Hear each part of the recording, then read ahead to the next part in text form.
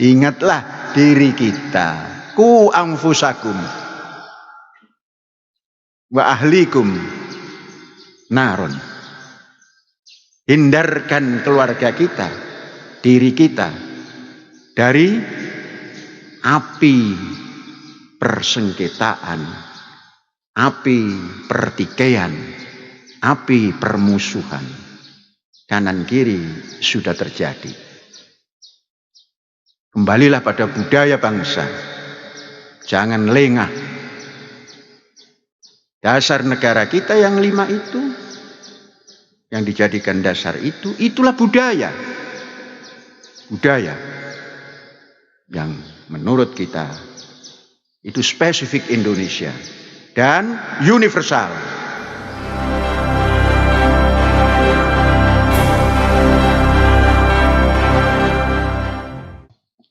Assalamualaikum warahmatullahi wabarakatuh.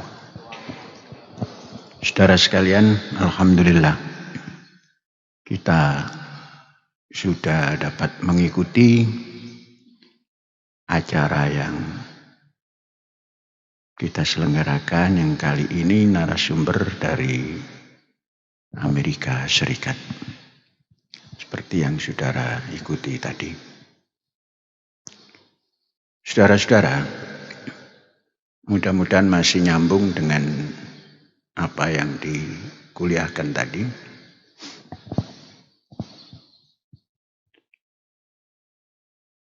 Dalam situasi apapun, bangsa itu selalu menggali apa budaya mereka.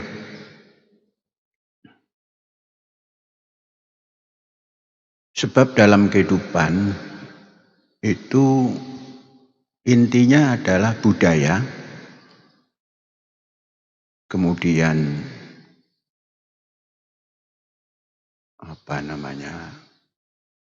kegiatan ekonomi, yang kalau sekarang keindustrian, kemudian keamanan.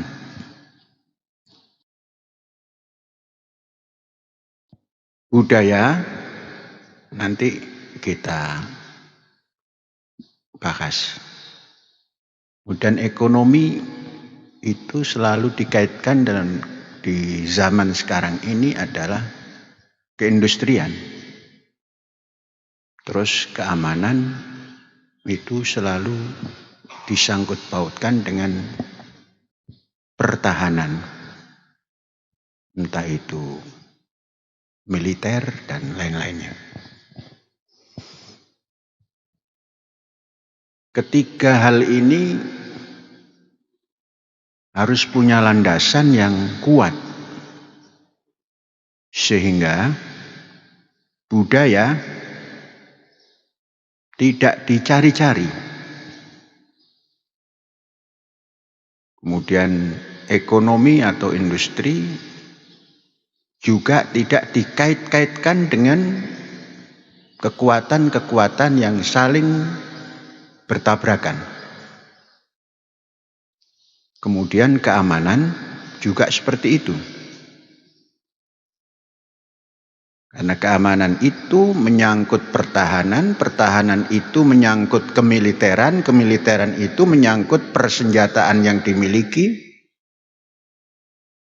Maka bila tidak dilandasi dengan kekuatan budaya yang tinggi, maka nanti akan terjadi hal yang bisa mengundang sesuatu. Saudara-saudara, mari kita telisik budaya. Zaman sekarang, di mana generasi kita ini, generasi bangsa ini, hampir di atas 50% sudah masuk kepada generasi yang dilahirkan pasca reformasi.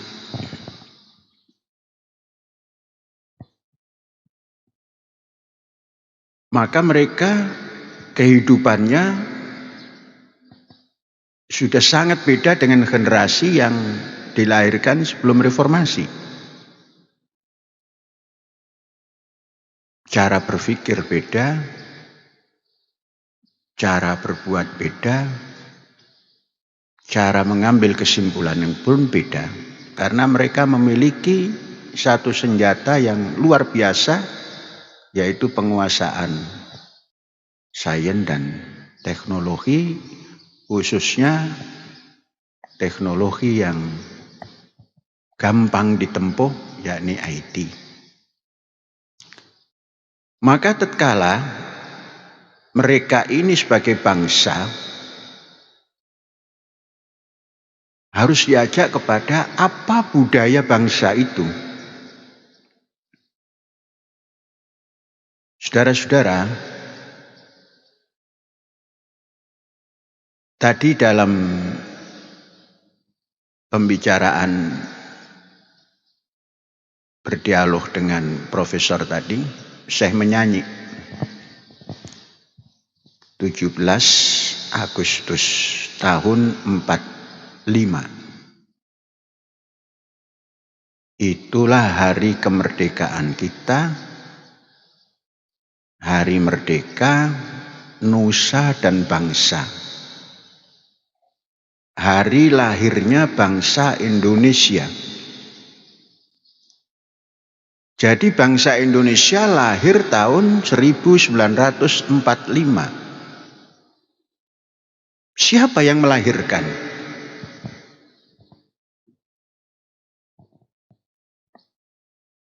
Nah, ini satu pertanyaan. Siapa yang melahirkan? Bangsa Indonesia adalah penghuni negara Indonesia. Dari Merauke sampai ke Sabang. Artinya yang dimerdekakan oleh bangsa Indonesia sehingga menjadi bangsa besar ini adalah Merauke sampai ke Sabang. Siapa yang membuat kedaulatan dari Merauke sampai ke Sabang? Barulah kita bisa mengatakan penjajah. Karena kita ingin merdeka dari situ, dari penjajah, dari Sabang sampai Merauke.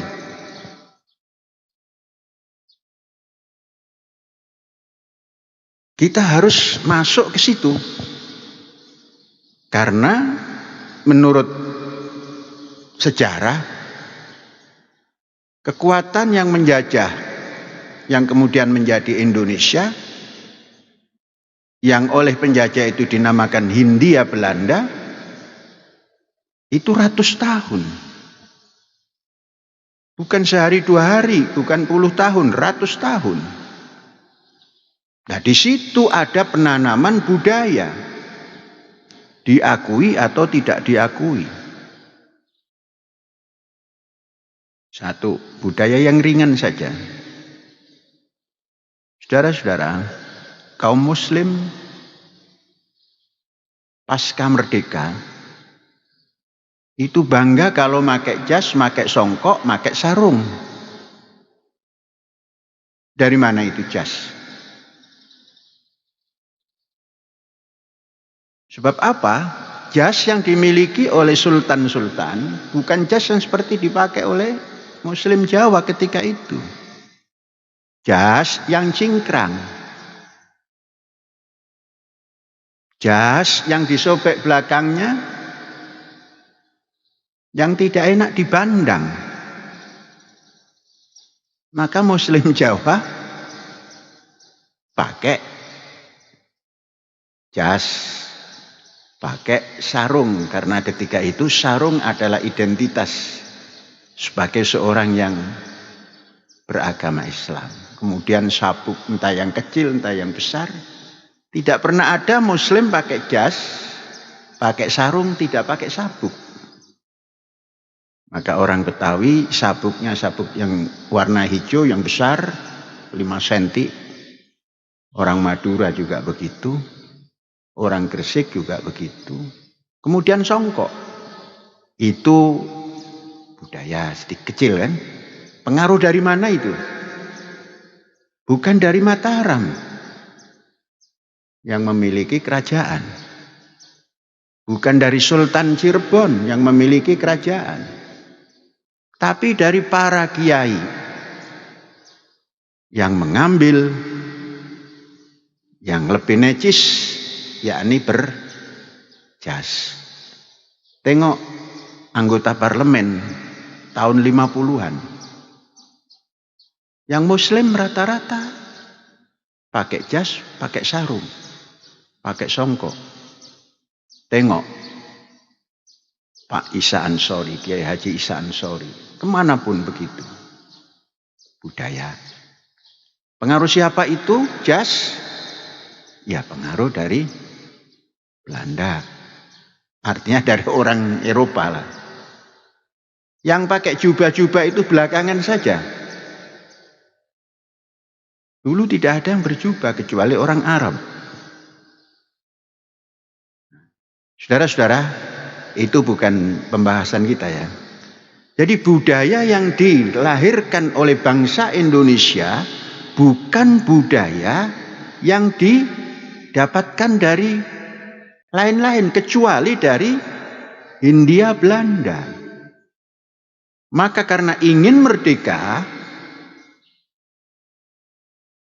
bangsa ini yang kemudian menjadi bangsa Indonesia mempersiapkan panitia persiapan kemerdekaan Indonesia. P-nya berapa? PPKI. Ya, P-nya 2. P2KI. Apa yang dibahas? Yang dibahas adalah Indonesia seperti apa yang akan ditempuh oleh bangsa kemudian, kini dan kemudian. Maka dikeluarkanlah dalam bentuk Indonesia yang akan dimerdekakan adalah seluruh Nusantara. Termasuk Timur Timur dan lain-lain, Melaka, Sabah Sarawak. Tapi ada yang menasihati, yaitu pengambil alih penjajah kedua, yaitu Jepang, karena Belanda dikelompokkan pada kekuatan sekutu, dikalahkan oleh Jepang. Jepang berkuasa di Indonesia. Jepang mengingatkan, kalau kalian yang mau merdeka ini terus berkutat untuk memerdekakan seluruh Nusantara, sampai kapanpun tidak akan merdeka. Mengapa? Karena kekuatannya akan berhadapan dengan 3. Portugis, Belanda itu sendiri, Inggris. Seperti kita ketahui, Melaka atau Melaya ketika itu, kemudian Sabah Sarawak ketika itu, dan lain-lain, Brunei barangkali itu adalah di bawah Inggris. Timur Timur di bawah Portugis. Nah, kalau itu yang akan dimerdekakan, maka sampai kapanpun tidak merdeka. Maka de facto-nya adalah Hindia Belanda. Maka ditetapkanlah kemerdekaan itu, kemudian mencakup wilayah Merauke sampai ke Sabang. Disusun semua, terhimpunlah susunan itu menjadi apa yang dinamakan Undang-Undang Dasar 45 yang inti di dalam pembukaannya adalah menyangkut hubungan internasional, perdamaian internasional dunia, menyangkut kecerdasan bangsa, menyangkut semua ini harus berdasar yang tadi disebut bahasa dipopulerkan Pancasila itu. Baru masuk kepada Undang-Undang Dasar. Nah, maka pertanyaan, apa budaya bangsa Indonesia? Budaya bangsa Indonesia adalah apa yang terkandung dalam preambul dan Undang-Undang Dasar 45 yang diciptakan oleh bangsa ketika itu. Maka, kalau ditanya apa budaya bangsa Indonesia, budaya berketuhanan. Budaya yang berkemanusiaan, yang adil dan beradab. Budaya persatuan Indonesia. Budaya kerakyatan yang dipimpin oleh hikmat bijaksanaan yang belakangan dinamakan demokrasi.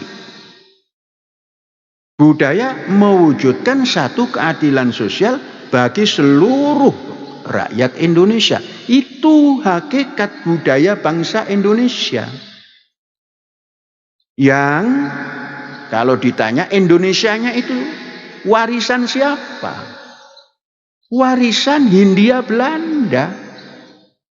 Karena Hindia Belanda dari sejak datang, dari VOC sampai pemerintahan Belanda, sampai kemudian menuntaskan penguasaan Hindia Belanda 1904 dengan terkuasainya Aceh, barulah Hindia Belanda ini dibangun. Sebelumnya belum sempat membangun Hindia Belanda, belum sempat dibangun Hindia Belanda. Dibangunlah Hindia Belanda sejak 1905.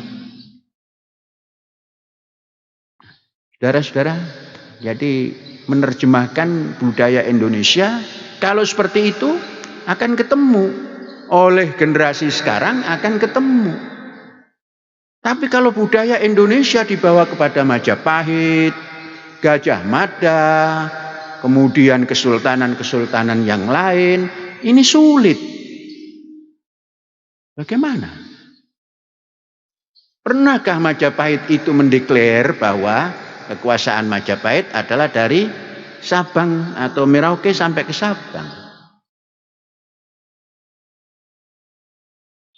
Pernahkah kesultanan itu menguasai dari Merauke sampai ke Sabang? Maka kalau dikatakan hadiah itu juga tidak. Itulah yang dijajah dan itulah yang dimerdekakan. Bukan merdeka dari Majapahit, bukan merdeka dari kesultanan-kesultanan. Merdeka daripada Hindia Belanda yang di dalamnya mungkin masih ada kesultanan-kesultanan.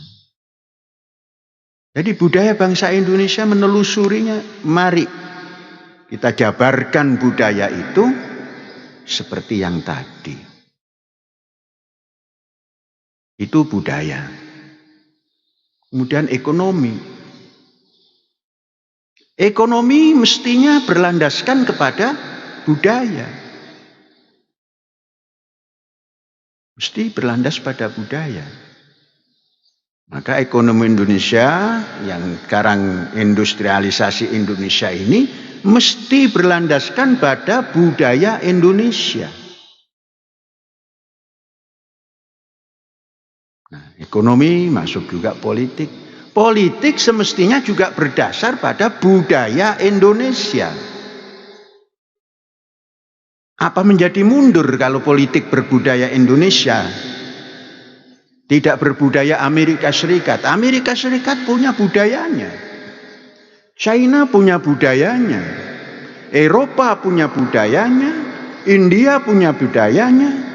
Indonesia mestinya punya budayanya seperti yang terkandung di dalam Undang-Undang Dasar 1945 itu.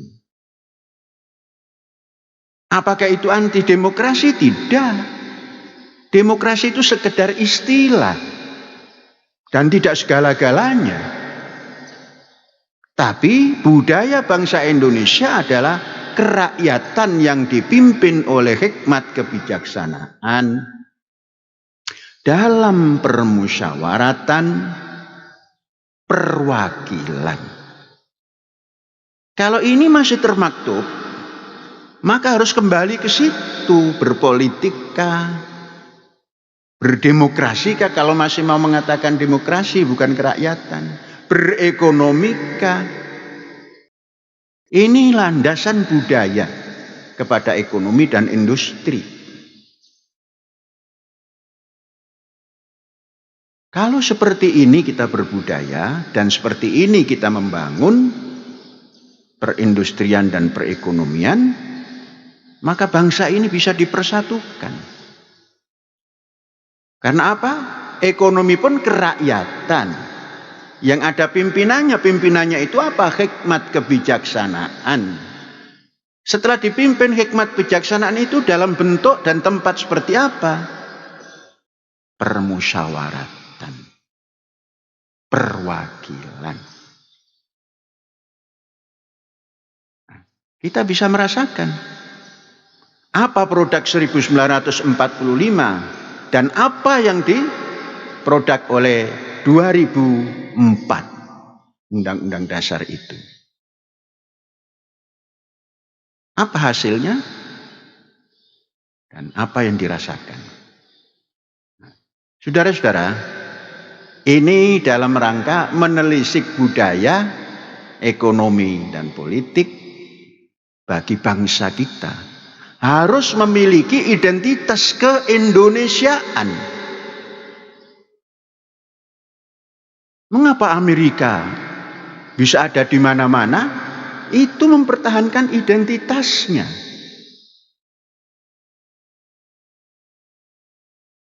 Mengapa sampai menggabungkan kekuatan untuk ngeruyuk satu kekuatan? Itu untuk mempertahankan identitasnya.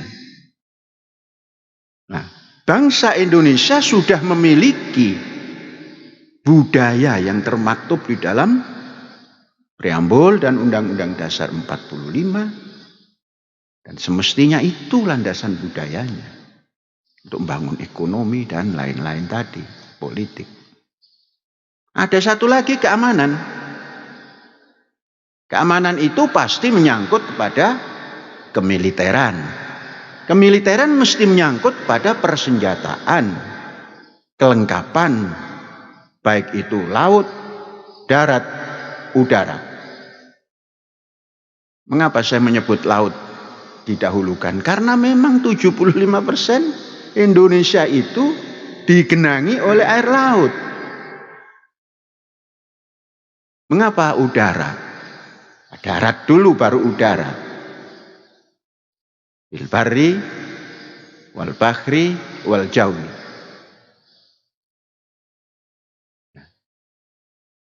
Dalam situasi seperti ini,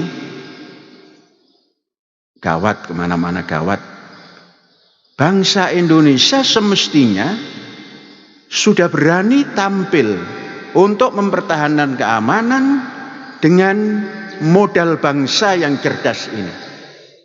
Artinya membangun kekuatan keamanan dari sisi militer dan persenjataannya sudah harus berani mandiri menciptakan dan membuat sendiri.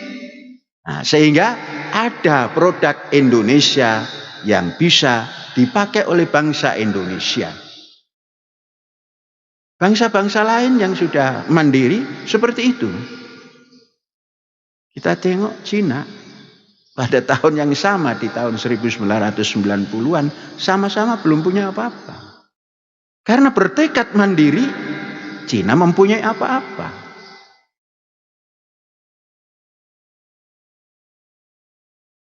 Eropa, khususnya, Amerika Serikat khususnya, itu menciptakan Eropa supaya bisa seperti Amerika. Maka diberi kesempatan untuk berbuat sesuatu dan membuat sesuatu. untuk dikirim pada orang-orang atau negara-negara yang masih belum mandiri, bahkan tidak mau mandiri. Saudara-saudara, dalam logika saja, kalau kita membeli untuk mempertahankan diri dari orang lain itu tahu rahasia apa yang dipegang oleh negara yang membeli tadi. Jadi tatkala mau menggunakan untuk dibidikkan pada arah kawan yang membuat senjata tadi, maka rahasia yang tersimpan ditutup dan alat pertahanan itu menjadi tidak berfungsi. Tapi kalau kita, negara kita ini yang budayanya seperti tadi, punya landasan yang kuat seperti tadi, terus berani berbuat sendiri untuk kepentingan pertahanan sendiri, ini dahsyat. Dahsyat. Maka kekuatan dunia itu nanti, katakan ada Amerika dan konco-konconya, ada Cina dan sahabat-sahabatnya, ada di tengah-tengah, ada Indonesia yang besar ini dengan kekuatannya. Maka perimbangan itulah yang akan menjadikan dunia ini tidak saling bertempur. Nah, Indonesia kalau tetap tidak punya kekuatan, ya jadi sasaran terus. Nah, itu kemandirian. Kembalikan semua itu pada budaya bangsa yang diciptakan pada 1945 dan dirintis bulan-bulan sebelumnya.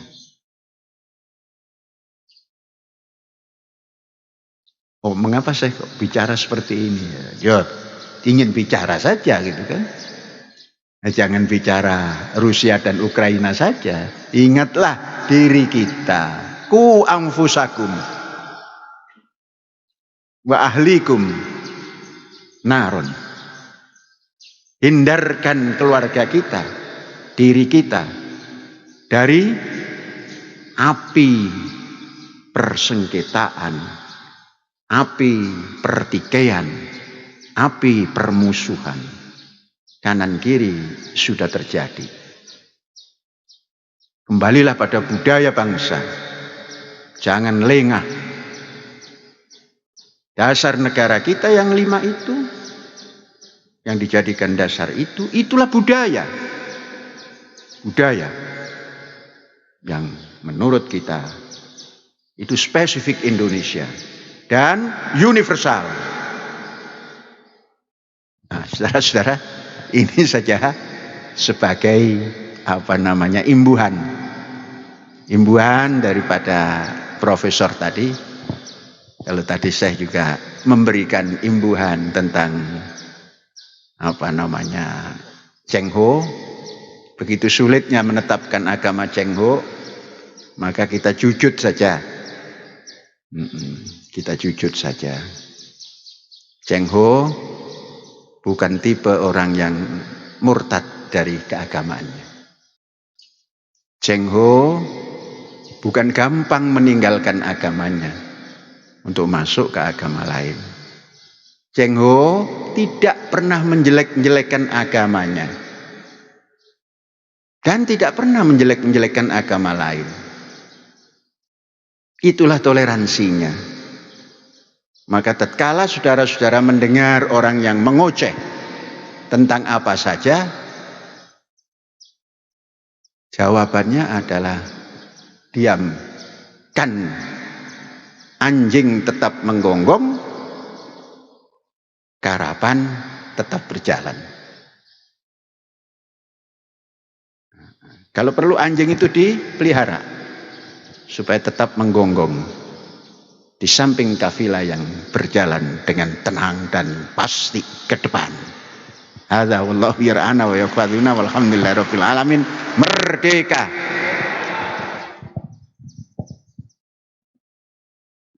Assalamualaikum, merdeka. Merdeka. Saya Suherman dari Madrasah Aliyah Az-Zaitun.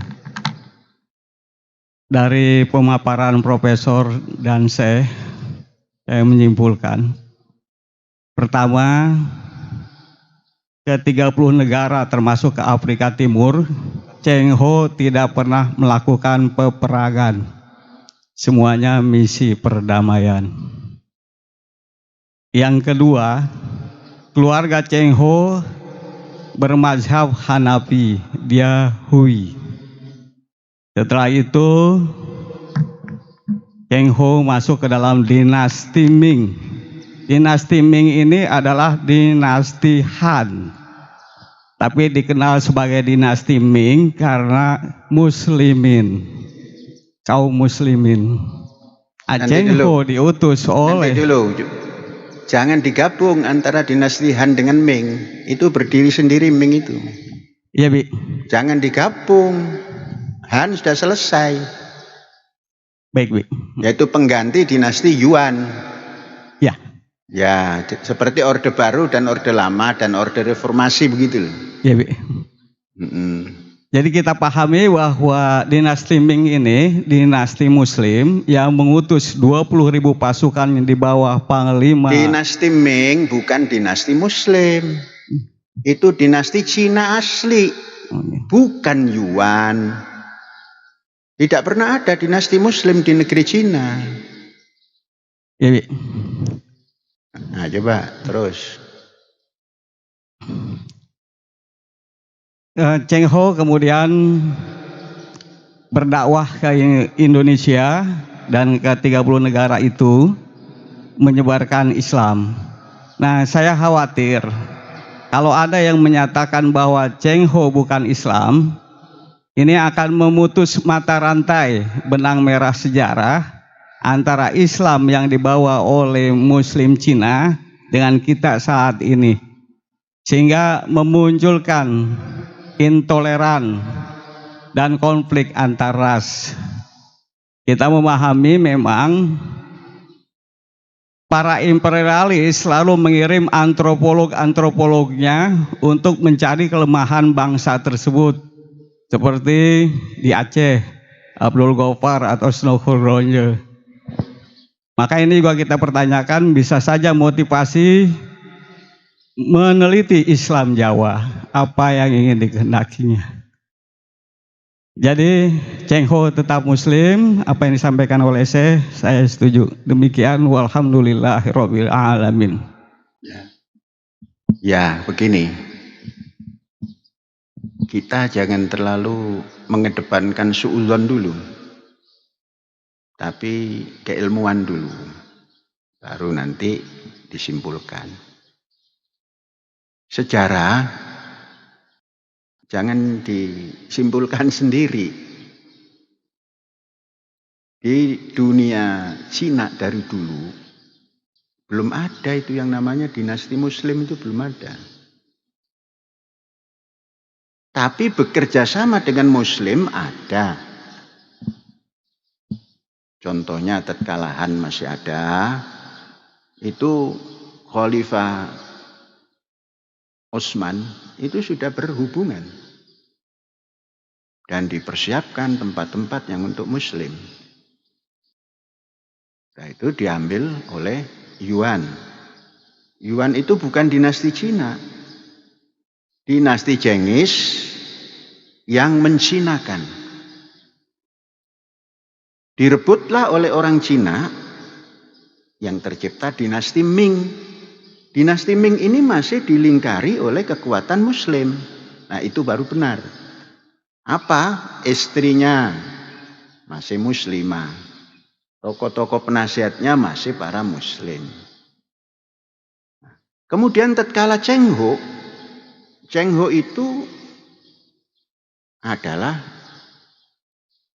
putra daripada Mahaji tadi yang bertempur dengan orang Ming yang kalah, dan anaknya disandra, dipimpin.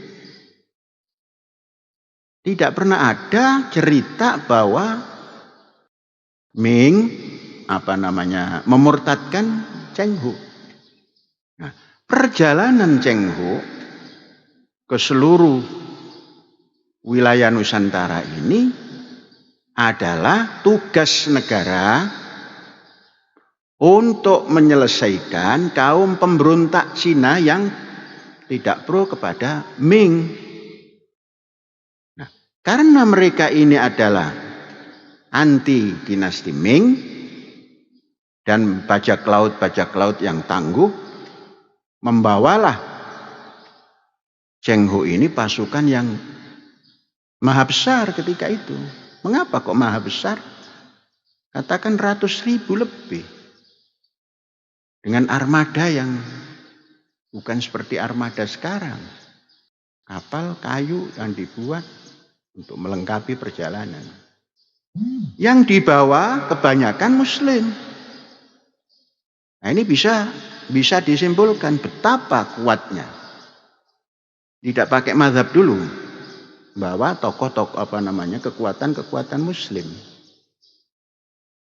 Kalau Pan Ming Liang itu sebelum Zheng He, masa penaklukan Kediri, tersisalah Pan Ming Liang. Nah, itu kita tidak bahas karena bahasanya adalah Zheng He. Jadi saudara, Zheng He ini menjalankan misi pengamanan negeri dinasti Ming agar tidak terjebak oleh kekuatan-kekuatan reaksioner yang tinggal di luar negeri Cina. Sambil berdakwah, sambil mengislamkan banyak tempat. Mengajak Islam, bukan mengislamkan. Mengajak Islam. Dan kalau kita tengok perjalanannya, Muslim yang ikut ketika itu adalah orang-orang yang keturunan daripada daratan Cina yang sudah ada terlebih dahulu di negeri-negeri yang ada. Maka katakanlah Pulau Jawa, itu sudah banyak sekali orang-orang keturunan negeri Cina yang tinggal di situ. Diajaklah untuk berislam. Maka Islam ketika itu sangat terbatas bahasanya. Bahasanya adalah bahasa China. Jadi kalau orang China yang ketika itu menikah dengan orang Jawa, ya orang Jawa harus bisa bahasa Cina. Maka terjadilah Cina Jawa. Tatkala Cina Jawa ini lebih banyak lagi, maka kebijakan ketika itu setelah Zheng He wafat harus diadakan reformasi. Apa reformasinya? Karena yang seperti itu bahasanya harus bahasa Cina, kemudian segala macamnya Cina. Itu kalau menurut mazhab katanya mazhab Hanafi katanya. Maka harus dirubah menjadi mazhab Syafi'i. Dialog-dialog keagamaan bahasa Jawa, tapi mengawali khutbah dengan bahasa Arab, tapi isinya berbahasa Jawa, sholatnya seperti sholat yang kita lakukan hari ini. Jadi tidak ada hal-hal yang negatif. Kemudian mengikuti apa yang berjalan di lingkungan. Perubahan-perubahan ini yang menjadi kita simak hari ini, kita saksikan hari ini, itu setelah revolusi Prancis dan setelah revolusi industri. Di mana kapal sudah sangat gampang melewati Laut Merah, bukan lagi lewat selatan, keliling ke Afrika Selatan dan sebagainya. Disitulah banyak lagi masuk orang-orang dari Timur Tengah. Dibantu oleh kapal yang sudah gampang melewati, yang tadinya kapal layar menjadi kapal uap, menjadi kapal mesin dan sebagainya.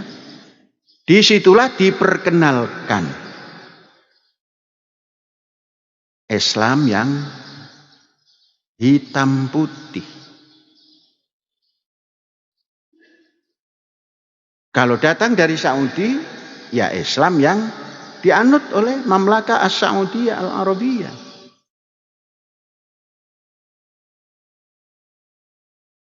Ini haram, ini bid'ah dan sebagainya. Timbullah perbedaan. Saudara-saudara, organisasi besar di Indonesia pun sumbernya dari Timur Tengah.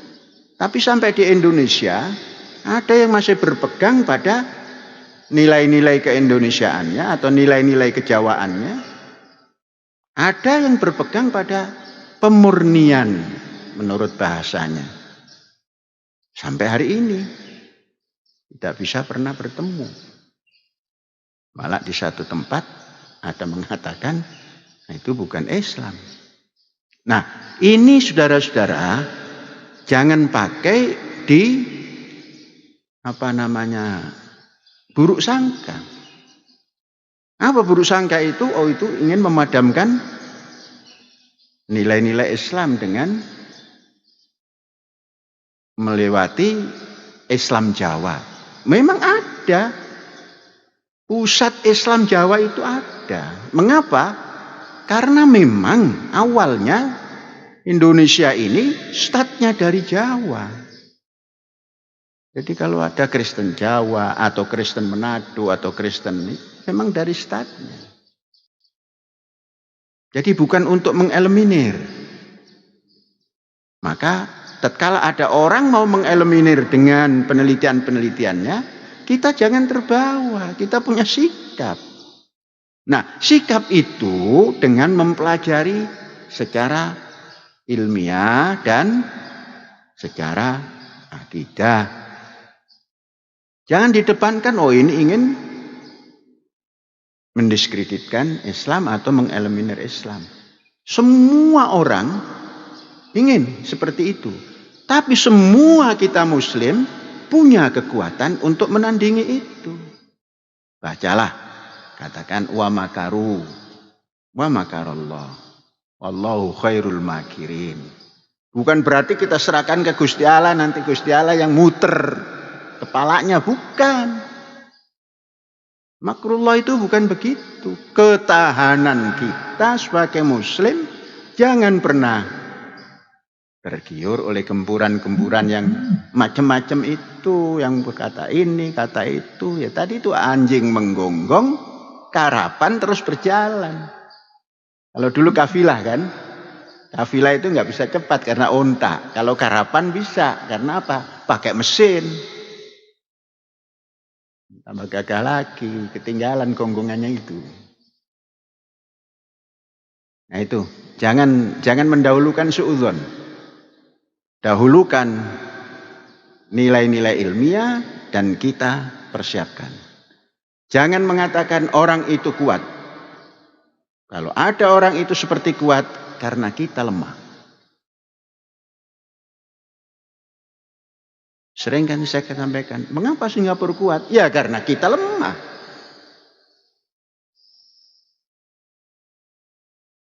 Nah, begitu. Jangan nyalakan orang dah.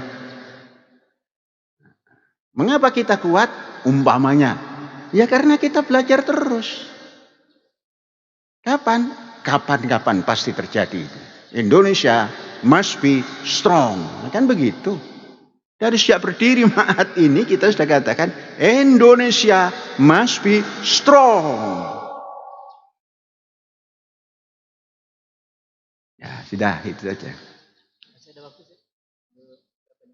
Ya kalau mau mencari tadi. Dipersilakan kepada peserta Zoom meeting yang sudah siap. Ya, silakan Pak Sumadi. Ayo cepat Pak. Assalamualaikum, merdeka. Merdeka. Terima kasih. Ya. Yang amat berhormat Syekh Al-Zaitun. Seperti disadarkan ketika kita bicara budaya itu kita dibawa ke sebelum Indonesia. Baru pada saat inilah saya sadar oleh tausiah Syekh bahwa ketika budaya Indonesia itu ya setelah Indonesia itu ada. Itulah yang kami syukuri. Syukron Syekh. Alhamdulillahirabbil alamin. Merdeka. Merdeka. Syekh mengimbangi yang nanya, yang urun rembuk. Karena pakai kacamata hitam, saya juga pakai kacamata hitam. Ya alhamdulillah. Sesungguhnya bukan sadar itu, mengikuti dengan seksama. Kalau sadar tadinya semaput. Kan kita nggak pernah semaput, iso melaku, iso mangan, iso guyu. Nah, mengikuti dengan seksama dalam tempo yang sesingkat-singkatnya. Coba kalau saya menerangkan Mojopahit, saudara juga belum tahu di mana Mojopahit. Mataram, Sultan Agung, dan lain-lain. Tapi kalau saudara mengikuti Hindia Belanda, pasti dia yang nyekek kita kok. Tapi dia juga yang membuat kita pintar. Syekh walaupun mengarang lagu Pesantren Damai, itu mencari rintisan Syekh Maulana Malik Ibrahim sampai susah sekali. Ketemunya hanya patilasan yang memerlukan bacaan panjang dan penyimpulan. Perintis pesantren kita lah, kan gitu. Perintis. Nah, ketemu. Tapi harus kita nyanyikan supaya kita ingat gitu. Mengapa? Tanah gersang namun resik. Yaitu gresik. Jadi kalau kita telusuri seperti itu budaya, nggak susah, siapapun bisa menemukan. Budaya Indonesia, jangan pernah maju ke depan dengan budaya Majapahit. Dengan budaya Mataram. Karena nggak pernah meninggalkan sesuatu. Nah, itu saudara. Jadi bukan sadar, mengikuti dengan seksama dalam tempo yang sesingkat-singkatnya. Ya sudah, silakan. Ini kan nggak pakai menunggu berbuka. Baik, silakan. Masih ada? Ya, silakan. Oh, ini nggak pakai kacamata. Ya, Bismillahirrahmanirrahim. Assalamualaikum. Merdeka. Merdeka. Ya, saya Ujang Sudisna, Syekh dari Jakarta. Tadi setelah menyimak dari apa yang disampaikan oleh Profesor Max dan juga apa yang tadi telah dipaparkan oleh Yang Amat Berhormat Syekh, saya tertarik di sini dengan tadi yang sudah disampaikan oleh Yang Amat Berhormat Syekh, bahwasanya sesungguhnya kita tidak penting ya, sesungguhnya tidak penting, bahkan mungkin diperhalus tidak terlalu penting untuk mengetahui apa agama Cengho gitu kan. Nah, ini yang perlu kita pahami, kita harus tetap belajar sejarah, tapi dalam hal ini saya menyimpulkan bahwasanya kita sudah sepakat bahwasanya kaitan dengan toleransi dan perdamaian itu memang merupakan suatu hal yang penting dalam hal ini. Ya, hal yang penting dalam hal ini untuk bagaimana kita berkehidupan baik secara kehidupan dinamis di masyarakat kita dan juga masyarakat antar bangsa. Itu saja sih mungkin dari saya menanggapi dari apa tadi yang sudah dipaparkan, sehingga ada suatu komprehensif ya dari apa yang disampaikan oleh Profesor Mak dan juga Yang Amat Berhormat Syekh. Demikian. Assalamualaikum. Merdeka. Merdeka. Coba urai lagi sedikit ya. Mengapa Syekh mengatakan tidak penting beragama apa Cengho itu? Tapi sejarah kan berbicara. Sejarah bicara. Tidak mengatakan Cengho Muslim, tapi sejarah bicara. Setelah Cengho wafat, pada tahun 1430-an, entah 3 entah 8 itu. 3 itu. Itu muncul tokoh-tokoh. Yang tokoh-tokoh itu semuanya Muslim dan semuanya dari sana. Hui-hui semua. Saudara tahu siapa yang namanya Bong Siu Liong yang kemudian dipanggil Haryo Damar, yang kemudian dipanggil Mas Ngabdullah, tinggal di Palembang, yang tadinya dari Kerajaan Majapahit, tentara Majapahit, seorang Muslim. Kemudian saudara tahu Jimbun, yang kemudian belakangan disebut Fathullah, lalu Fatahillah. Saudara tahu Kun Sen, yang kemudian disebut menjadi Husain. Siapa mereka bertiga ini? Mereka bertiga ini adalah orang yang sedang membangkitkan kembali semangat. Karena Cheng Ho sudah wafat, kaum Muslim China tentunya ketika itu menjadi bertanya-tanya bagaimana kita setelah wafatnya Cheng Ho. Seperti halnya Golkar ditinggalkan Pak Harto. Kelabakan itu, nyasap kemana-mana. Kan kalah, yang menang hanya di Az-Zaitun. Yang menang 100% Golkar ketika ditinggal Pak Harto itu hanya di Az-Zaitun, yang lain-lain KO.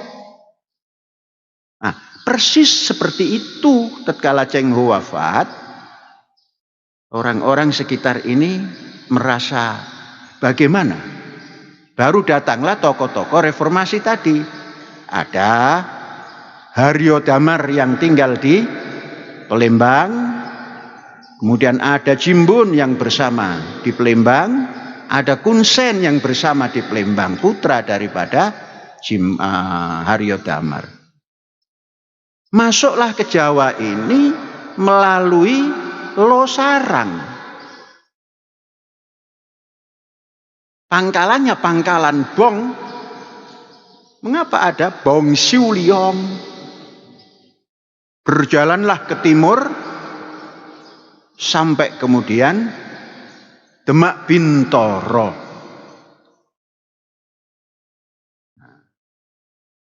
Jadi yang kemudian menjadi Demak itu Demak Bintoro. Menggabungkan semua itu orang-orang yang tokoh-tokoh penguasa di Gresik sana yang di kiri dihubungi. Penguasa di Surabaya dihubungi. China itu. Gresik saja yang bukan China. Kemudian tokoh yang ada di pesisir utara dihubungi. Mengadakanlah reformasi supaya kekuatan ini tidak amburadul. Reformasinya bukan meninggalkan Cheng Ho. Kalau di Indonesia kan reformasinya menumpas Pak Harto. Yang penting bukan Soeharto, begitu kan. Kalau ini reformasi daripada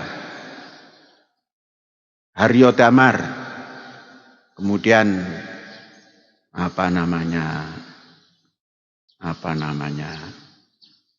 Raden Fatah, kemudian Jimbun, kemudian Kun Sen, kemudian di Jawa Timur Surabaya Raden Rahmat, itu pun hui-hui Cina. Jangan mengatakan Arab banget, bukan Arab dia, hui-hui. Namanya juga masih nama Cina, saya lupa namanya. Nah, Bong Suicang. Nah, kemudian putranya Raden Qasim. yang ada di dekat Sedayu. Putranya satu lagi, Maktum Ibrahim. Semuanya mengadakan reformasi, merubah cara-cara beribadat. Adalah karena kita ini sudah banyak orang Jawa yang menjadi Muslim.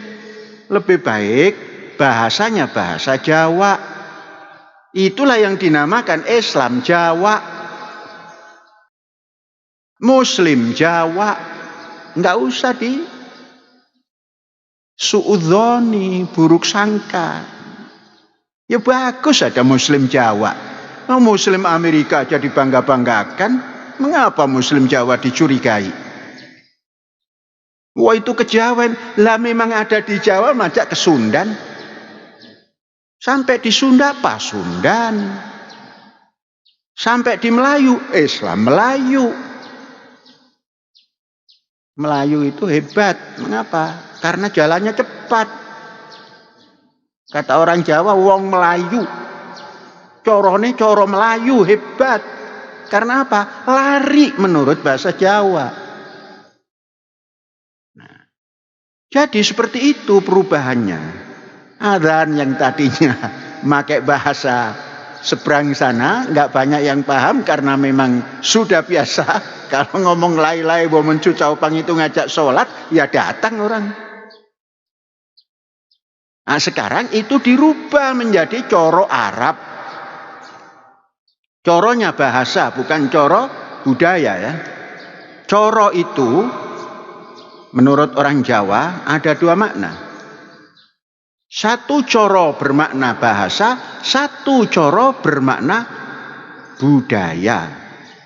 Jadi dibuang coro budayanya, tapi bahasanya bahasa Arab. Maka kalau ada orang adzan dengan cara sendiri, boleh-boleh saja. Contoh, adzan yang sudah pakai bahasa Arab. Coro zaitun. Orang nganggo lagu. Laguna lagu tajwid saja. Allahu Akbar. Sebab kalau di itu namanya mat tabi'i. Kalau Allahu Akbar itu mat spurdur. Tahu spurdur? Spur yang nggak pernah berhenti-berhenti dari Jakarta Semarang baru berhenti, itu namanya wong niki spurdur.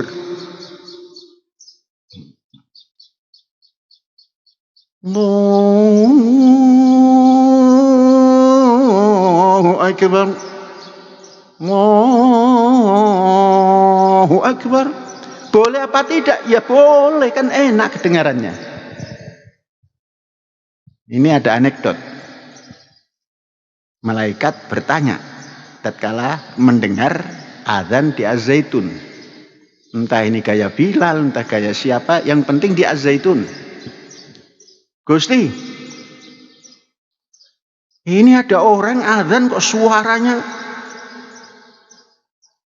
seperti halilintar. Di mana kat? Kata Gusti menanya malaikat, "No endi kat?" Ini kalau teng dermayun di Zaitun gitu.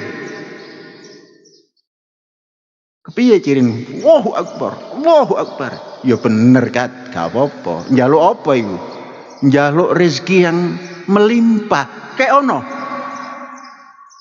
Kasih. Kalau enggak teriaknya tambah keras. Dikasih. Terus itu di sebelahnya ada adanya Allahu Akbar, Allahu Akbar. Tuh ada lagi yang begitu Gusti. Oh itu dipelihara. Pelihara. Karena dunia ini indah. Dan aku seneng pada keindahan. Pelihara. Njaluk apa? Nedingi ten kayak ono saiti wae. Cek elok-elok suaranya zaitun. Makanya adzan zaitun enggak ada niru. Makanya rezekinya ditumplek surga zaitun semua. Yang panjang-panjang itu dikasih juga rezeki, tapi ya sedikit-sedikit supaya tetap indah dunia ini. Nah, inilah toleransi. Jangan pernah menyalahkan ya. Salah apa enggak? Ya enggak, walaupun itu matnya mat sepurdur. Kalau saudara mendengarkan lagu daripada Ummi Kalsum, kalau nggak baca teks, saudara nggak tahu. Meliuk. Nah, tapi kalau saudara mendengar adzan Bilal, entah benar entah enggak itu film, Allahu Akbar. Maka kata orang Quraisy, suara gagak. Ada nggak gagak seperti Menco? Kalau Menco kan bisa melagu apa saja. Tapi kalau gagak, wah.